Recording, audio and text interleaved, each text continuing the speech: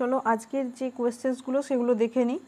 প্রথমে যেটা রয়েছে এটা তোমাদের সাবস্টিটিউট করতে বলা হয়েছে, অথবা যদি কোনো সাবস্টিটিউট মানে এটার পরিবর্তে কিছু লেখার দরকার না হয় তাহলে তোমাদের করতে হবে না।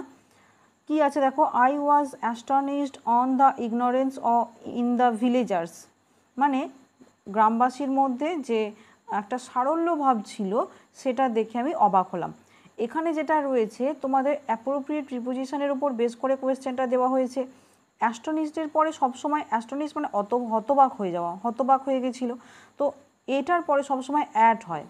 অ্যাস্টনিশের পরে যেটা হয় আমাদের অ্যাপ্রোপ্রিয়েট প্রিপোজিশন সেটা হচ্ছে অ্যাট। তাহলে কোনটা হবে? এখানে দেখো সবকটার মধ্যে কেবলমাত্র অপশান 2 যেটা আছে সেটাতেই কারেক্ট আছে, I was astonished at the ignorance of the villagers. এরপরে চলে যাচ্ছি, এখানে কি বলা হয়েছে, এখানে আছে যে তোমাদের এখানে প্যাসিভ ভয়েস করতে হবে। প্যাসিভ ভয়েস করতে হবে কোন সেন্টেন্সটার? দ্য সার্জনের স্পেলিংটাও দেখে নেবে। Successfully operated upon the patient. Operated আপন মানে অপারেশনটা করা হয়েছে, মানে পেশেন্টের ওপরে যে সমস্ত অপারেশন বা যাই হোক, যেগুলো অ্যানাস্থেসিয়া যাই করা হোক সেগুলো করা হয়েছে, তো সেটা সাকসেসফুলি হয়েছে। তো এখানে যখন আমরা করব, এটাকে চেঞ্জ করব, দেখো কোনগুলো অপশান রয়েছে। এখানে দেখো অপারেটেড রয়েছে, তার মানে আমাদের এটা বুঝতে হবে যে এটাকে পাস্ট টেন্সে রাখতে হবে। সেই অনুযায়ী দেখলে আমাদের the patient was successfully operated আপন বাই দ্য সার্জন, এটাই কারেক্ট অ্যান্সার হবে। হ্যাজ কোথাও এখানে দেওয়া নেই, যে কারণে এখানে হ্যাজ হবে না, বা আইএনজি ফর্ম্যাটও দেওয়া নেই, আর প্রেজেন্ট ফর্মও দেওয়া নেই, তো ইজ বিইং বা ইজ এগুলো কখনোই হবে না। অপশান 2টা হয়ে যাবে কারেক্ট অ্যান্সার। এরপরে চলে যাচ্ছি, চলো এরপরে কোয়েশ্চেনটাতে বলা হয়েছে an official pardon. Official pardon বলতে কি, যখন যেরকম আমরা সকলেই জানি যে আমাদের পলিটির মধ্যে পড়েছি যে প্রেসিডেন্টকে একটা নির্দিষ্ট একটা ক্ষমতা থাকে যেটার দ্বারা সে পার্ডন মানে ক্ষমা করতে পারে, তো সেইটাকে কি বলা হয়, সেটাকে ইংলিশে কি বলা হয়? সেটাকে বলা হয় অ্যামনেস্টি। অ্যামনেস্টি মানে হচ্ছে জেনারেল পার্ডন, মানে ক্ষমা করে দেওয়া। অ্যামনেস্টি মানে রাজ ক্ষমা বলতে পারো, বা জেনারেল পার্ডন বলতে পারো, ক্ষমা করা। তাছাড়া যে সমস্ত ওয়ার্ডসগুলো রয়েছে সেগুলোর কিছু কিছু মিনিং অলরেডি আমি তোমাদের প্রিভিয়াস ক্লাসগুলোতে বলেছি, এখনও আবারও বলে দিচ্ছি কয়েকটা। যেমন হচ্ছে অ্যামনেশিয়া মানে হচ্ছে ফরগেটফুলনেস। ফরগেটফুলনেস মানে কি? ভুলে যাওয়া, যে চট করে ভুলে যায়, ফরগেটফুলনেস। FORGETFULNESS, কবার এল আছে দেখে নেবে, FUL আছে, ফরগেটফুলনেস। তারপরে দেখো আছে কি রিডিম্পশন। রিডিম্পশন মানে কি? Salvation, SALVATION। সালভেশন মানে কি? মুক্তি বা ছুটি পেয়ে যাওয়া, VATION। সালভেশন মানে মুক্তি বা ছাড়া পেয়ে যাওয়া, লিভ, ঠিক আছে। আচ্ছা, রেজিসাইড, এটা একটা ইম্পর্টেন্ট ওয়ান ওয়ার্ড সাবস্টিটিউশনের মধ্যে পড়ে। রেজিসাইড মানে কি? রাজাকে হত্যা। স্যালভেশন বা রিডিমশন বা মুক্তি, এগুলোও খেয়াল রাখবে, এগুলো বিভিন্ন পুলিশের পরীক্ষাগুলোতে বলো বা বিভিন্ন পরীক্ষাতেই আসে, সমস্ত পরীক্ষাতেই আসে। তাছাড়া পুলিশের যে সমস্ত পরীক্ষাগুলোতে সেগুলোতে এই যে বন্দি থাকা বা মুক্তি পেয়ে যাওয়া, এই সমস্ত ওয়ার্ডসগুলোর উপরে বেশি জোর দিয়ে পড়তে হবে। রেজিসাইড মানে কি? রেজি থেকে দেখো একটা ওয়ার্ড টাইপের আমাদের আসছে না উচ্চারণ করার সময়, রাজা, তো সাইড, CIDE সাইড মানে কি হয়? CIDE সাইড মানে হত্যা। সুইসাইড মানে কি? আত্মহত্যা। রেজিসাইড মানে কি? রাজাকে হত্যা। তাহলে এগুলো বুঝতে পারলে চট করে এগুলো মনে থাকবে, ওয়ান ওয়ার্ড সাবস্টিটিউশন এগুলো পাবো আমরা। নেক্সট কোয়েশ্চেনটাতে যাচ্ছি, অ্যামনেস্টিটা, এটা কারেক্ট অ্যান্সার হলো। এখানে কারেক্ট অ্যান্সার হচ্ছে অ্যামনেস্টি, অ্যামনেসিয়া নয়, অ্যামনেস্টিটা হচ্ছে কারেক্ট অ্যান্সার। আমি PDF-এ এডিট করে দেবো। অফিসিয়াল পার্ডনটা হচ্ছে কি? এটাকে বলা হয় অ্যামনেস্টি, মানে ক্ষমা করা। অ্যামনেসিয়াটা কিন্তু ফরগেটফুলনেস। নেক্সট কোয়েশ্চেনটাতে কি আছে দেখো, select the wrongly spelled word. ভুল স্পেলিং কোনটাতে আছে? ভুল স্পেলিং তোমাদের দেখতে হবে। এক্সপ্লানেশনে দেখো PLAI লেখা আছে, বা এটাতে এইটার মধ্যেই ভুলটা আছে, এক্সপ্লানেশন, বাকিগুলো সব কটা ঠিক আছে। তারপরেরটাতে চলে আসছি, বলেছে যে এরর কোথায় আছে? Lack of formal education did not prevent Lincoln to became a great leader.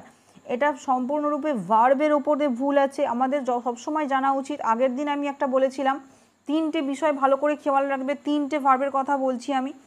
Modal auxiliary verb যেমন can, could, may, might, shall, should, would,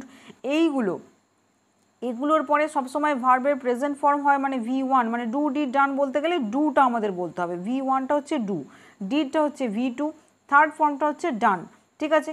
তাহলে সমস্ত মডাল অক্সিলারি ভার্বগুলোর পরে আমাদের কি দিতে হয়? মডালগুলোর পরে লিখে দিচ্ছি আমি, মডালস যেগুলো সেগুলোর পরে আমাদের ভার্বের প্রেজেন্ট ফর্ম দিতে হয় মডালসগুলোর পরে। তাছাড়া কখন? 2 এর পরে ভার্বের প্রেজেন্ট ফর্ম দিতে হয়, ঠিক আছে। তারপরে কি? ডিড যদি আমরা লিখি, ঠিক আছে, ডিড, তো ডিড নট গো দেয়ার, তো পাস্ট টেন্স একবার ইউজ হয়ে গেলে তারপরে আমাদের প্রেজেন্ট ফর্মটা দিতে হয়, এগুলো জানো।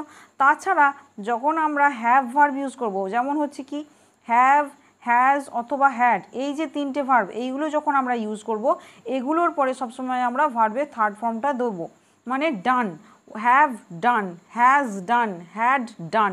3 নম্বর যে ফর্মটা সেই ভার্বের থার্ড ফর্মটা মানে পাস্ট পার্টিসিপল রূপটা সব সময় হ্যাভ, হ্যাজ, হ্যাডের পরে দিতে হয়। খেয়াল রাখবে V1 ফর্মটা কখন হয়, যখন আমরা টু লিখি তারপর মডাল অক্সিলারি লিখি তারপর, এবং যখন পাস্ট টেন্স থাকে পাস্ট টেন্সের পরে নেক্সট যখন আমরা অক্সিলারি ভার্বে পাস্ট টেন্স দিয়েছি, ডিড দিয়েছি, ওয়াজ দিয়েছি, এগুলোর পরে যখন মেন ভার্ব দিতে যাই তখন আমাদের V1 ফর্মটা দিতে হয়। ক্লিয়ার হলো? এই তিনটে বিষয় যদি খেয়াল রাখো বেশ কিছু কোয়েশ্চেন কিন্তু করতে পারবে অপশান মানে অপশান ক্যান্সেলেশন করে করে। এখানে কোনটা হচ্ছে দেখো, lack of formal education did not prevent Lincoln to became লেখা আছে, এখানে আমাদের দিতে হবে to become, become, become, became, became, 3 রকম হয়, কাম, কেম, কাম, সেরকম হবে টু বিকাম, কাম, তারপরেরটা কি হয়ে যাবে বিকেম, তারপরেরটা কি হয়ে যাবে বিকাম, BECOME, থার্ডেরটা আর ফার্স্টেরটা একই রকম হয়, বিকাম, বিকেম আর বিকাম, ঠিক আছে, যেমন কাম, কেম, কাম আমরা পড়ি সেরকম 3টে ফর্ম। তাহলে কোন পার্টটাতে ভুল আছে? 3 নম্বর পার্টটাতে ভুল আছে। নেক্সট কোয়েশ্চেনটাতে কি আছে, select the appropriate synonym of the given word. দেখো ইনট্রেপিড, ইনট্রেপিড মানেই হচ্ছে, দেখো এই যে ট্রেপিড ওয়ার্ডটা, ট্রেপিড ওয়ার্ডটার সঙ্গে দেখো টিমিড, টিমিড আর টেপিড একটু বেশ ম্যাচ আছে না, তো টিমিড এবং টেপিড এই দুটোর মানেই কি বলবে, এইগুলোর মানে বলতে পারো যে যে দেখো টিমিড এবং ট্রেপিড এই দুটোর মানে একই রকম ঠিক নয়। যেমন দেখো ইনটেপিড যেটা রয়েছে এটাতে তোমাদের সিনোনিম বলতে বলা হয়েছে, সিনোনিম এখানে আমি বলে দিচ্ছি, সিনোনিম যেটা হবে সেটা হচ্ছে, এটার সিনোনিম হচ্ছে গ্যালান্ট, মানে সাহসী। প্রথমে সিনোনিমটা জানো তারপরে পরে আসছি।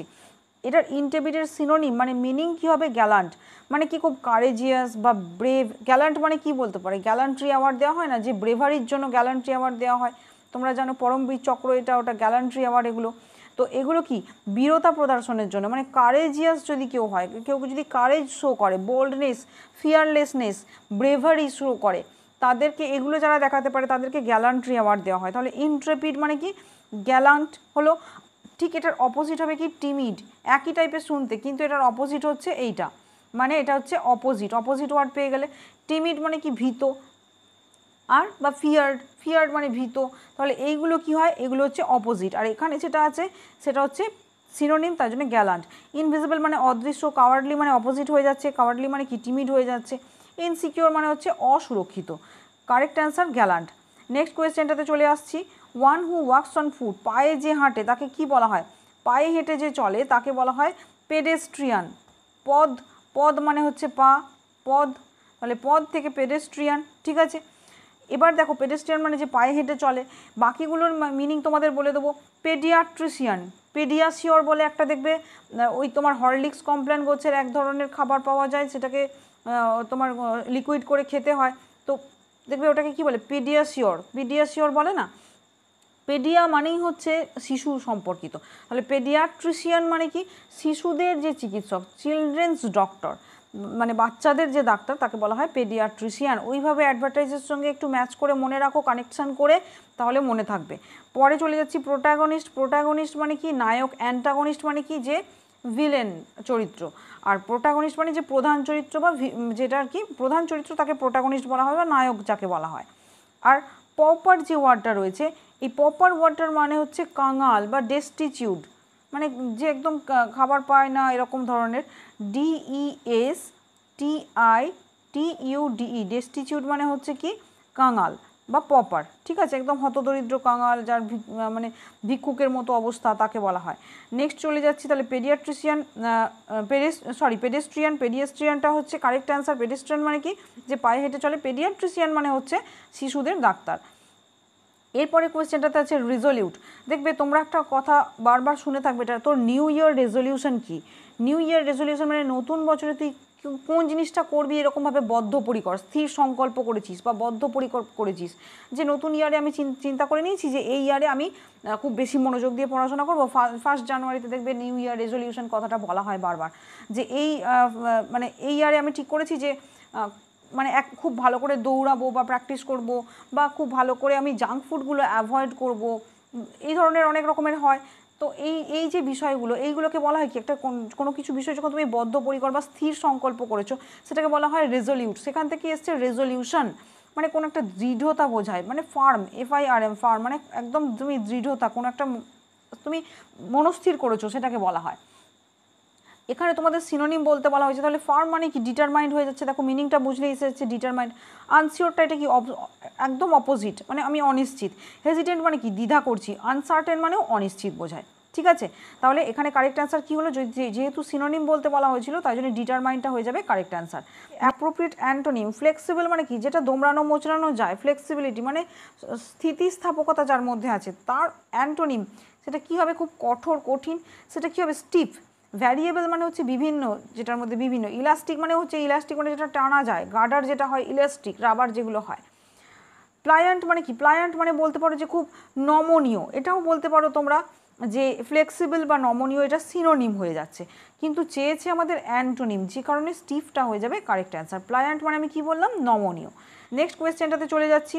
Select the correctly spelled word opportunity, OPPOR হবে। প্রত্যেকটা স্পেলিং দেখবে খুব কিন্তু ঝামেলার। OPPORTUNITY, মানে অপশান 4টা হচ্ছে এখানে কারেক্ট অ্যান্সার।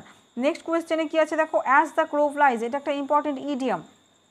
কাক কেমন দৌড়বে, যখনই কাক কেমন দৌড়বে মানে ব্যাপারটা কি বলতে চাইছে বলো তো, যে একটা বার্ড একটা জায়গা থেকে অন্য একটা জায়গায় যাবে। আমরা যেরকম ধরো আমরা কি করি, বাড়ি থেকে আর স্কুল পর্যন্ত যাই, যে যখন যেতাম আমরা আর কি, তো এখানে আমাদের এই যে সরণ মানে যে এই ডিস্টেন্সটা যেটাকে বলা হয়, এরকম তো হতো না। আমাদের কি করতে হতো, প্রথমে বাস স্ট্যান্ডে বা তারপরে সাইকেল স্ট্যান্ডে, তারপরে এদিক ওদিক বেঁকে তারপরে আমাদের স্কুলে পৌঁছতে হতো।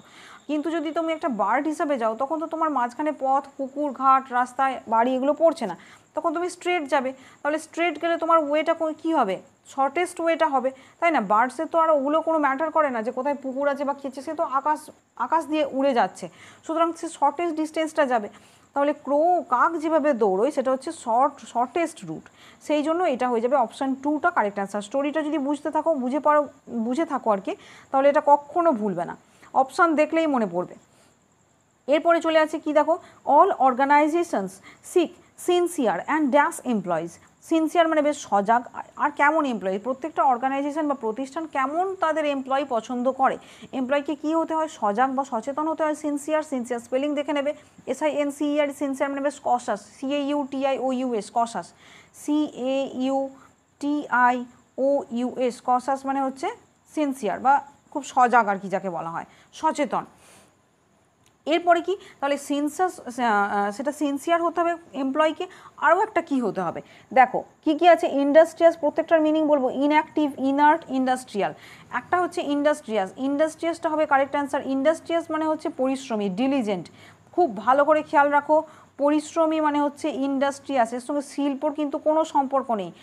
ইন্ডাস্ট্রিয়াল মানে শিল্প সম্পর্কিত, শিল্প, এই যে সিঙ্গুরে যে কারখানা তৈরি হলো, শিল্প স্থাপন হচ্ছে গুজরাটে, তো এইগুলো হচ্ছে কি শিল্প, মানে ইন্ডাস্ট্রিয়াল।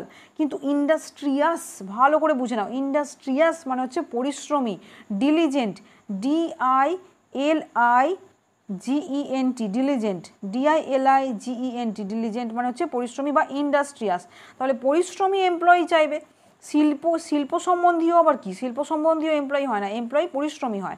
ইনঅ্যাক্টিভ মানে কি, বেশ অ্যাক্টিভ আর প্যাসিভ, মানে যেটাকে বলা হয় অ্যাক্টিভ নয়, যে সচল নয়, মানে অচল হয়ে আছে। ইনার্ট মানেও সেই প্যাসিভ বোঝায়, মানে একদম চুপচাপ হয়ে আছে যেটা, নিজের মধ্যেই ডুবে আছে, এরকম নয়। তাহলে ইন্ডাস্ট্রিয়াসটা হয়ে যাবে কারেক্ট অ্যান্সার, অপশান 1। নেক্সট কোয়েশ্চেনটাতে চলে যাচ্ছি। এখানে কি বলা হয়েছে, one word substitution, no sooner was his name called out when he was gone on to the stage to receive the award.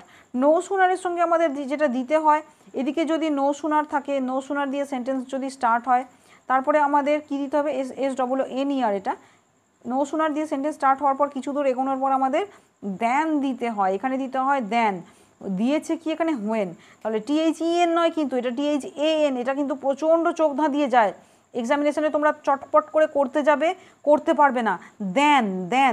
দেন কিন্তু নয়, দেখো দেন আমি লিখে কেটে দিচ্ছি, THEN, দেন একদম দেবে না। নো সুনারের সঙ্গে আমরা কি দেবো, দেন, THAN দেবো, দেখো এ লিখেছি দেন, এখানে আমাদের কি দিতে হবে, দেন দিয়ে আবার দেখো কি আছে, No sooner was his name called out than he went.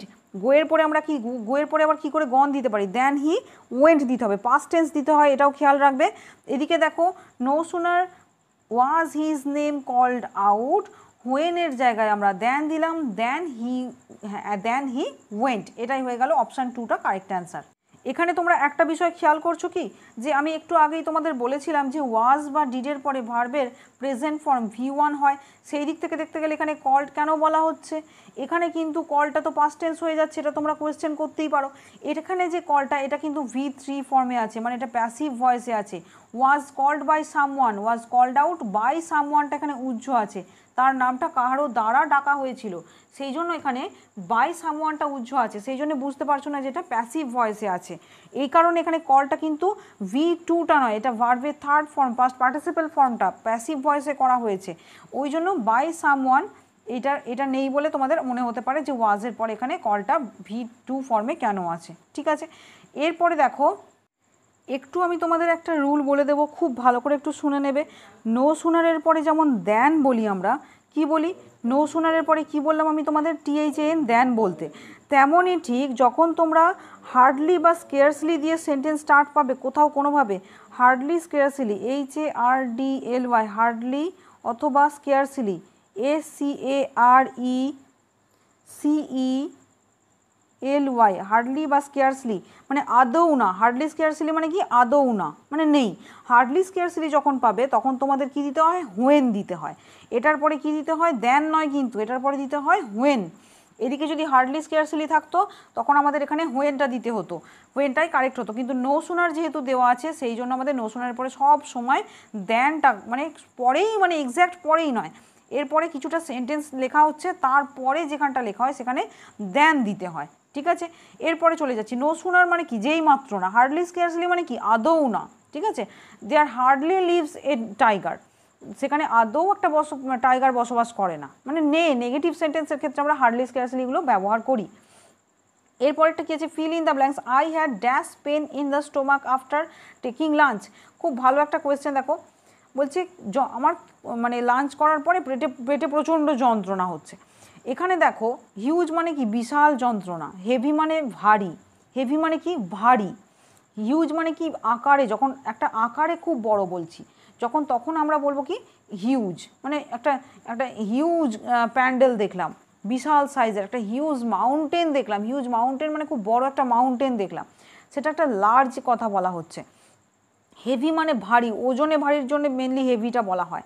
Acute মানে হচ্ছে কি তীব্র, মানে অত্যন্ত বা তীব্র, তয় দীর্ঘই বয়রফ ফলা তীব্র। স্ট্রিক্ট মানে তোমরা জানো কঠোর, ঠিক আছে, STRN স্টার্ন বা স্ট্রিক্ট মানে কি এগুলো কঠোর রুল, স্ট্রিক্ট রুল বলা হয় না, হার্ড অ্যান্ড ফাস্ট রুল মানে স্ট্রিক্ট রুল, বলেছি তোমাদের অলরেডি ইডিয়ামসের ক্ষেত্রে হয়তো, সেই রকম। তো আমাদের এখানে কোনটা কারেক্ট আসছে দেখো, তীব্র যন্ত্রণা, তাহলে অ্যাকিউটটা হয়ে যাবে কারেক্ট অ্যান্সার, এই জন্য অপশান সিটা হয়ে গেল, মানে অপশান 3টা কারেক্ট অ্যান্সার। ইনডাইরেক্ট ফর্ম লিখতে বলা হয়েছে, father said to his daughter I will attend your convocation tomorrow. এখানে দেখো তোমাদের যেটা কারেক্ট অ্যান্সার হবে, যেহেতু উইল আছে তো এখানে একটা বিষয় ভালো করে বুঝতে পারছো যে উইলটাকে আমাদের ন্যারেশন চেঞ্জে কী করতে হয়, উড চেঞ্জ করতে হয়, সেই জন্য দেখো উড কোথায় আছে, উড কেবলমাত্র দেখো এই সেন্টেন্সটাতেই আছে, বাকিগুলোতে দেখো সব কটাতে উইলই রেখা আছে, সুতরাং আমাদের প্রত্যেকটা সেন্টেন্স পড়ে পড়ে সময় নষ্ট করতে যাওয়ার দরকার নেই, অপশান 1টা হয়ে যাচ্ছে কারেক্ট অ্যান্সার। এরপরেরটাতে চলে যাচ্ছি, কি আছে অ্যাসেন্ট, অ্যাসেন্টের অ্যান্টোনিম, মানে অ্যাসেন্টের অ্যান্টোনিম বলতে বলা হয়েছে। অ্যাসেন্টের ব্যাপারটা সম্পর্কে একটু বলে দিই, অ্যাসেন্ট মানে কি, অ্যাসেন্ট মানে কি আর ডিসেন্ট মানে কি, অ্যাসেন্ট মানে হচ্ছে ওপরে ওঠা, যখন ওপরে ওঠার কথা বলা হচ্ছে অ্যাসেন্ডিং অর্ডার, ডিসেন্ডিং অর্ডার মানে ছোট থেকে বড় এরকম আমরা পড়িনি, তাহলে ছোট থেকে যে বড়তে উঠছে, ছোট থেকে বড় মানে কি উঠছে, অ্যাসেন্ডিং হচ্ছে, সেইটাই হচ্ছে অ্যাসেন্ট। কি করে মনে রাখবে, দেখো এ যখন লিখতে যাচ্ছি তখন দেখো এরকম উঠছে ওপরে, বুঝতে পারছো, এ যখন আমরা লিখছি তখন কি হচ্ছে, উঠছে না, এটা এরকম করেই তো লিখি, তাহলে দেখো প্রথমে এ লেখার সময় আমরা কি এরকম করি, তার মানে উঠে যায়, তাহলে এই যে উঠছে এইটাই হচ্ছে কি অ্যাসেন্ট, অ্যাসেন্ট হচ্ছে মানে কি উঠছে, অ্যাসেন্টের এটা দেখলেই বুঝতে পারবে অ্যাসেন্ট মানে ওঠা, অপোজিট হচ্ছে কি ডিসেন্ট, ডিসেন্ট মানে কি নামা, ডিসেন্ট মানে কি নিচের দিকে নামছে যেটা, সেটাকে বলা হয় ডিসেন্ট, মানে বড় থেকে আস্তে আস্তে ছোটোতে আসছে তখন আমরা ডিসেন্ট বলবো। আর বাকিগুলো তাহলে এখানে অ্যান্টোনিম তো বুঝেই গেলে, অ্যাসেন্টের অপোজিট ডিসেন্ট হবে ক্রিসেন্ট, ক্রিসেন্ট মানে আমরা দেখবো, ক্রিসেন্ট মানে হচ্ছে অর্ধচন্দ্রাকার, মানে ক্রিসেন্ট মুন একটা থাকবে, একটা কিছু আমি গল্প কখনো হয়তো পড়েছিলাম যে রবীন্দ্রনাথ টেগোরের হয়তো লেখা, দ্য ক্রিসেন্ট মুন। মানে ক্রিসেন্ট মানে কি, CRESCENT, ভালো করে স্পেলিংটা দেখে নাও। এই স্পেলিংটা আসবে এটা কথা নয়, এই স্পেলিংটা দেখে তোমাদের একটা আইডিয়া হয়ে যাবে যে এই ধরনের ইংলিশের স্পেলিং সম্পর্কে একটা আইডিয়া পেয়ে যাবে, তাহলে এই টাইপের অন্য স্পেলিং এলে সেখানে লিখতে পারবে। ক্রিসেন্ট মানে কি অর্ধচন্দ্রাকার। আর ন্যাসেন্ট, NASCENT, ন্যাসেন্ট যে ওয়ার্ডটা রয়েছে কোয়েশ্চেন নাম্বার মানে অপশান নাম্বার 4-এ, সেটার মানে হচ্ছে বলতে পারো যে এমার্জেন্ট বা এমার্জিং, হ্যাঁ এরকম একটা নির্গত হচ্ছে এরকম।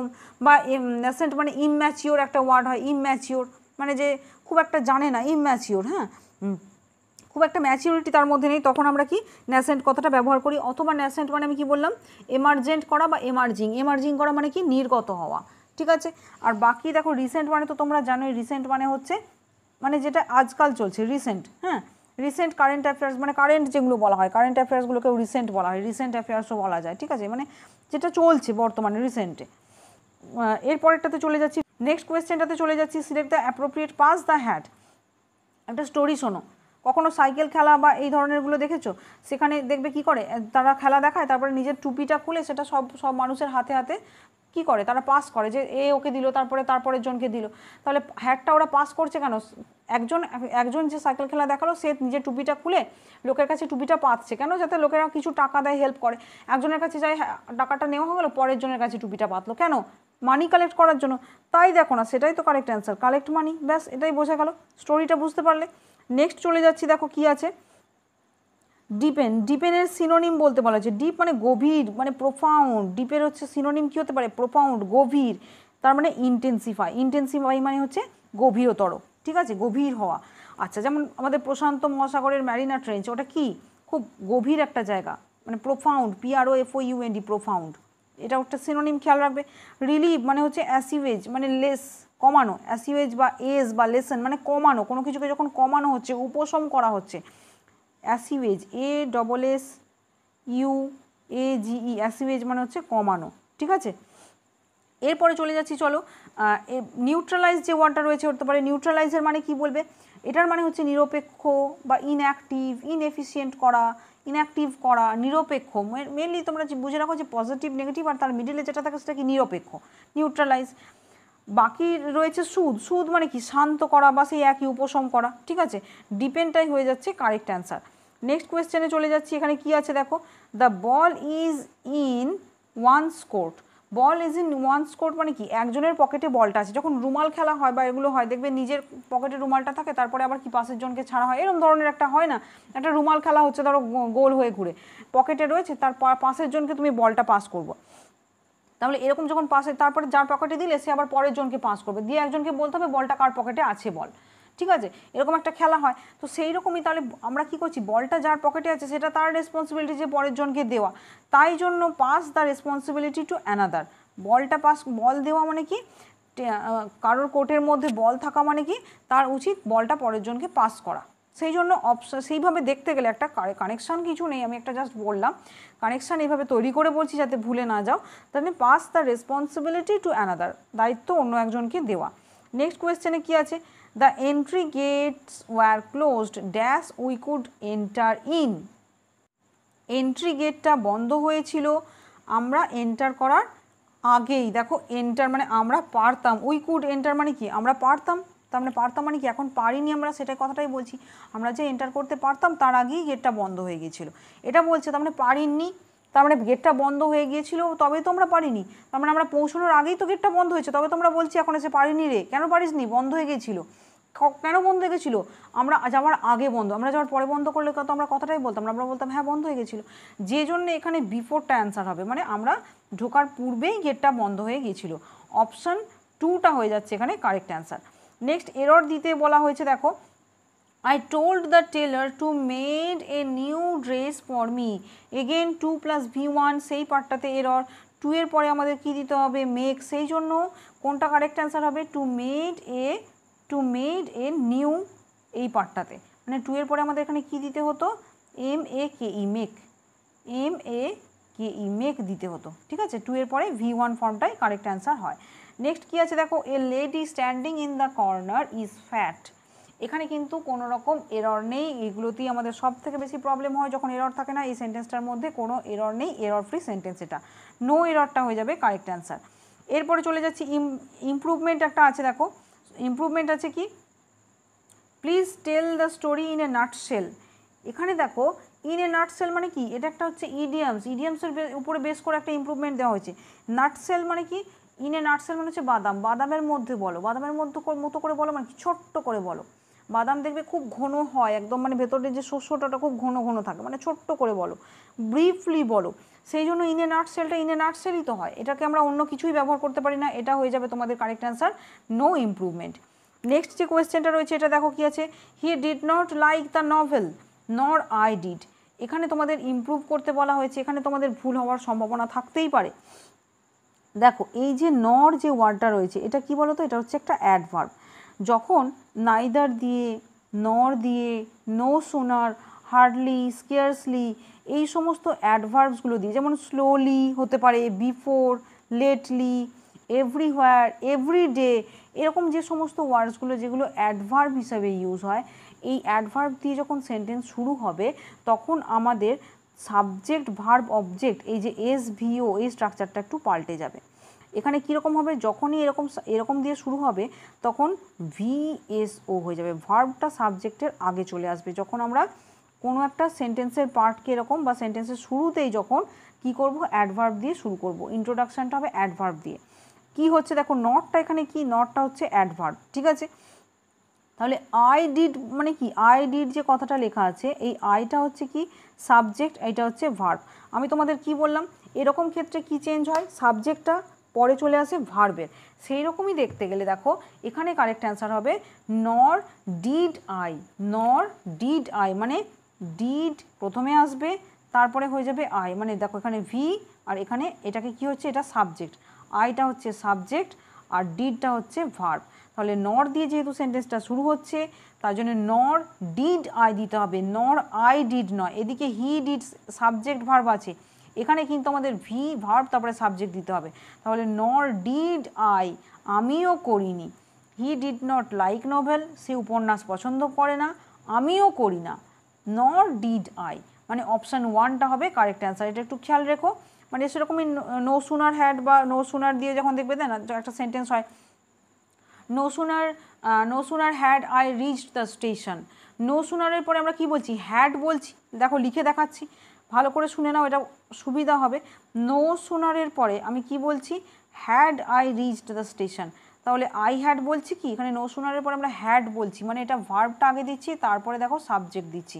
এটাকে গ্রামারের ল্যাঙ্গুয়েজে বলা হয় ইনভার্সন, যদিও এতটা বেশি তোমাদের এখন জানার দরকার নেই। এরকম খেয়াল রাখো যে ভার্বটা আগে এসে গেল, তারপরে সাবজেক্টটা এলো, ভার্বের পরে সাবজেক্ট, সাবজেক্ট ভার্ব এইরকম মানে সিকোয়েন্সে কিন্তু হলো না। তো চলো এখানে তোমাদের এই টেস্টটা শেষ হলো।